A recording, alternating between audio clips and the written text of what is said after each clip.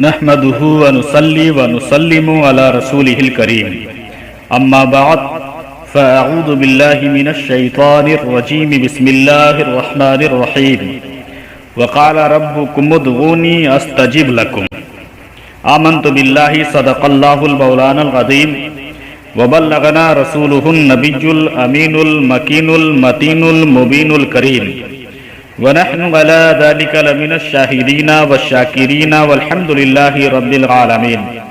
حمد و صلاۃ کے بعد قرآن مجید فرقان حمید کی جس آیت کریمہ کی تلاوت کرنے کا شرف حاصل کیا، رب تعالیٰ سے دعا ہے کہ وہ اپنے پیارے محبوب صلی اللہ علیہ وسلم کے صدقے و طفیل مجھے حق کہنے کی توفیق عطا فرمائے اور ہم تمام مسلمانوں کو حق سن کر اس پر عمل کرنے کی توفیق و رفیق عطا فرمائے۔ اس سے پہلے میں کچھ باتیں عرض کروں، درود پاک پڑھیے۔ اللہم صلی وسلم وبارک علی سیدنا و مولانا محمد طب القلوب و دوائیہا و عافیت الابدان و شفائیہا و نور الابصار و ضیائیہا و آلہ و صحبہ دائما ابدا۔ اسلامی طریقوں پر اگر نظر دوڑائیں تو ہمیں ایک بہت اہم چیز نظر آتی ہے۔ وہ ایک ایسی چیز ہے جو کسی دوسرے مذہب میں نظر نہیں آتی۔ جانتے ہیں وہ چیز کیا ہے؟ وہ چیز ہے دعا۔ سبحان اللہ، کیا ہے؟ دعا۔ اسلام کا مزاج دیکھیے، کھانا کھانے سے پہلے دعا، کھانا کھانے کے بعد دعا، پانی پینے سے پہلے دعا، پانی پینے کے بعد دعا، وضو کرنے سے پہلے دعا، کلی کرنے سے پہلے دعا، چہرہ دھونے سے پہلے دعا، ہاتھ دھونے سے پہلے دعا، پاؤں دھونے سے پہلے دعا، بیت الخلا جانے سے پہلے دعا، بیت الخلا سے نکلنے کے بعد دعا، سونے سے پہلے دعا، جاگنے کے بعد دعا، سواری پر سوار ہونے کے بعد دعا، آئینہ دیکھیں تو دعا، دودھ پئیں تو دعا، چاند دیکھیں تو دعا، ستارے دیکھیں تو دعا۔ دعا مانگنے کے فضائل بے شمار ہیں۔ کہیں اسے مومن کا ہتھیار فرمایا گیا، کہیں اسے عبادت کا مغز فرمایا گیا، اور کہیں اسے بھلائی جمع کرنے کا ذریعہ فرمایا گیا۔ کثرت سے دعا مانگنے والا کبھی ناکام نہیں ہوتا، دعا کا کوئی نہ کوئی فائدہ پہنچتا ہی رہتا ہے۔ حدیث شریف میں اس کو بیان فرمایا گیا، دعا کبھی تین چیزوں میں سے ایک سے خالی نہیں ہوتی۔ حدیث شریف آپ ملاحظہ فرمائیں، جس کو امام حاکم علیہ الرحمہ نے اپنی مستدرک کی دوسری جلد میں نقل فرمایا ہے۔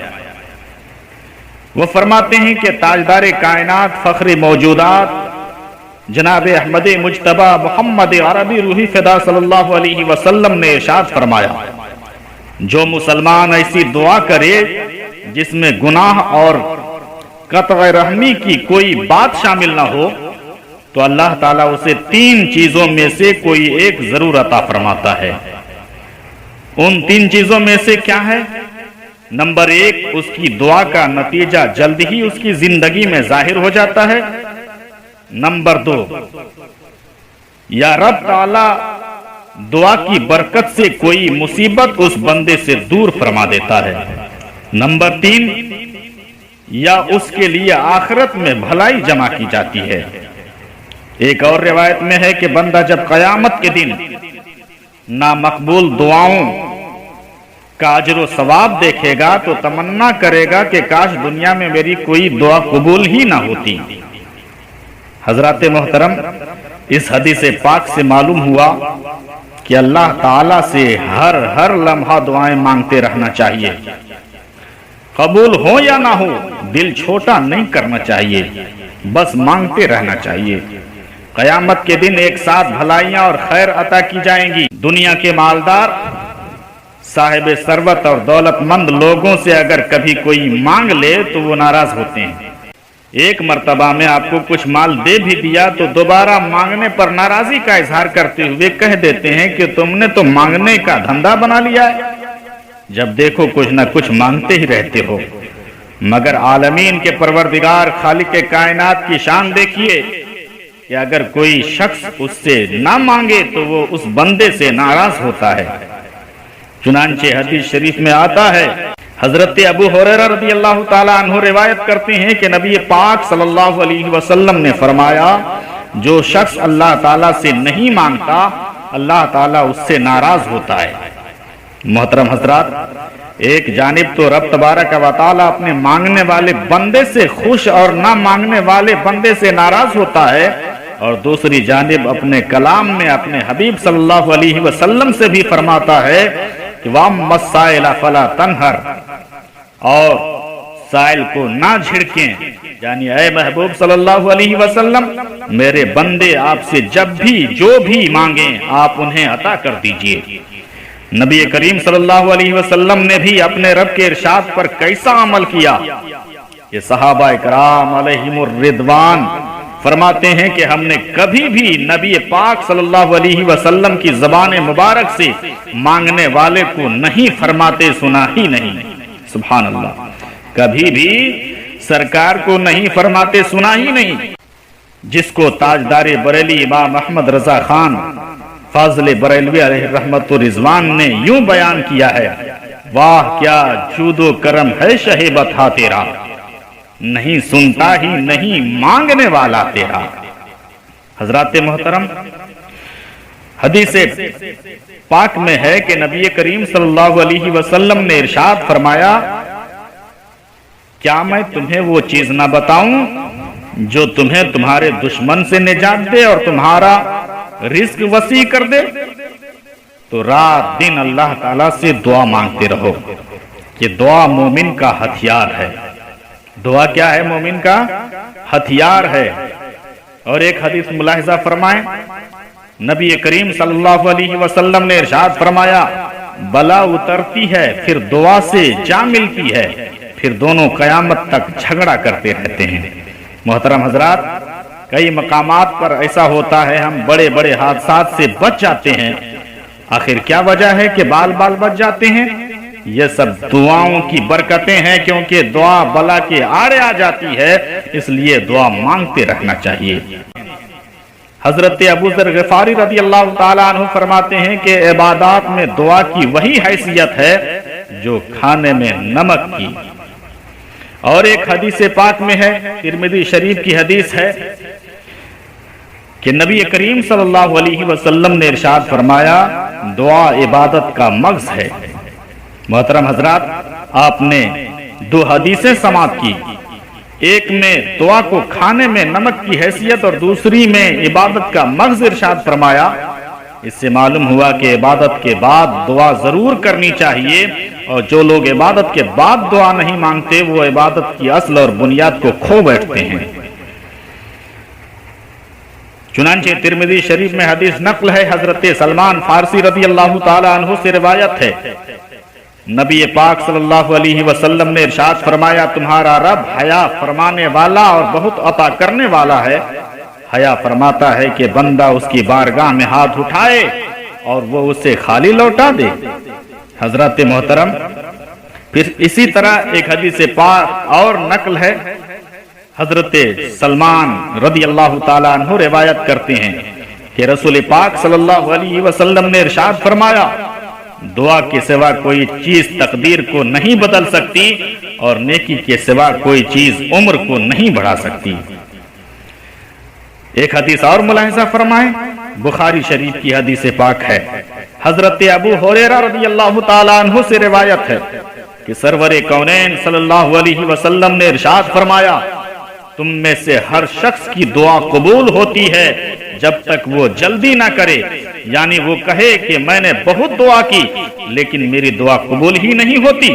حضرات محترم، اس حدیث پاک میں نبی کریم صلی اللہ علیہ وسلم اپنے غلاموں کو ترغیب دلا رہے ہیں، جب بھی موقع ملے اپنے رب سے مانگتے رہنا چاہیے۔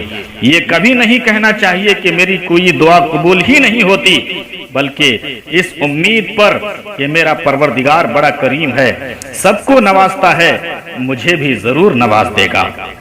ہو سکتا ہے ابھی کوئی بہتری ہو جس کے بنا پر میری دعا قبول نہیں ہو رہی ہو۔ ہمارا پروردگار ماں سے بھی کئی گنا زیادہ ہم سے محبت کرتا ہے، ہماری خالی جھولی کو بھی ضرور بھرے گا۔ ہمارا کام دعائیں مانگنا ہے، قبولیت اس کے دستے قدرت میں ہے۔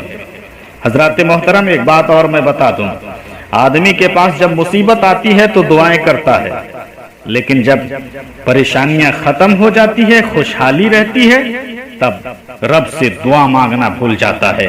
چنانچہ اسی تناظر میں ایک حدیث پاک بھی آپ ملاحظہ فرمائیں، ترمذی شریف کی حدیث پاک حضرت ابو ہریرہ رضی اللہ تعالی عنہ سے روایت ہے کہ سرور کائنات صلی اللہ علیہ وسلم نے ارشاد فرمایا، جس شخص کو یہ بات خوش کرے کہ اللہ تعالیٰ اس کی دعا سختیوں اور بے چینیوں میں قبول کرے، اسے چاہیے کہ خوشحالی میں بھی کثرت سے دعا کرے۔